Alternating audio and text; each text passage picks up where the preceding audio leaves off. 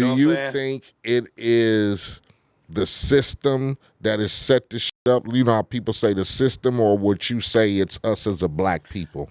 Let me go on this one first. I think it's both. It's just like the same recipe when they say when the boat went over there and got the slaves, it was some tribes selling they niggas to the boat. Everybody didn't get snatched. It was the Uncle Toms. Yeah, they would be like, hey, we know this weak tribe over here, so we gonna go grab them for y'all, and then I got that. Guns. I got that. So with this thing with the movie, how I interject that is when you get up to the part with the doctor, which used to be like a civil rights, tried to have the black people back type nigga, but then he went through his own trauma with his brother, so he submitted the black race to the motherfucking system, and put himself out there as the original clone, the original motherfucker. And so when the prototype of this certain kind of nigga that we all like to categorize ourselves, I'm a real nigga.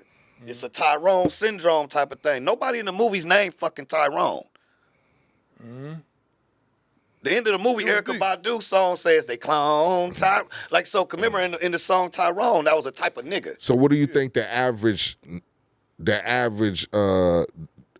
dude in the hood, as opposed to the average black person who knows the stereotypical or the messages? And how do you think the regular niggas gonna feel about the movie?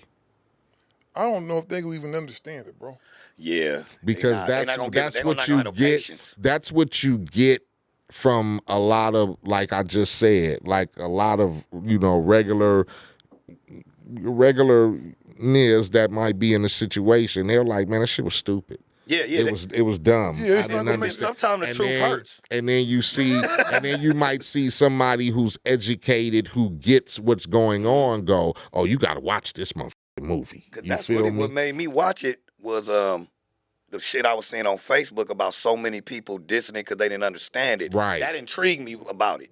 Then I'm like, well, let me hurry up and get on this shit before I miss the boat. So I watched some stuff, man. Like, then I had to go through it again because my peoples watched it. Yeah. And the first thing they said was, I didn't. They like, I got it, but I didn't get it. But then they said, you should watch it because you dissect shit you like that. Fuck with it. Smoke and watch that shit. Because just by describing, I didn't watch it. And I knew all, the chicken scene and the playing of the music and how the drug dealer's money and finance and the whatever, and how, we got to keep him, we got to bring him back because we don't want him to be dead. He has to keep. The most familiar bridge that a so-called uneducated or unintune or uninterested nigga, the chicken scene should get them because of that Popeye situation. You know what I'm saying? It has to, if that don't raise the light bulb, even if you ain't all hella woke or whatever you want to categorize it. That scene with the chicken, by you having to live through that Popeye chicken scene and you see that scene in the movie, that should spark like, you know what, you right. Because that shit had an effect. I ain't seen a motherfucker eat that shit since.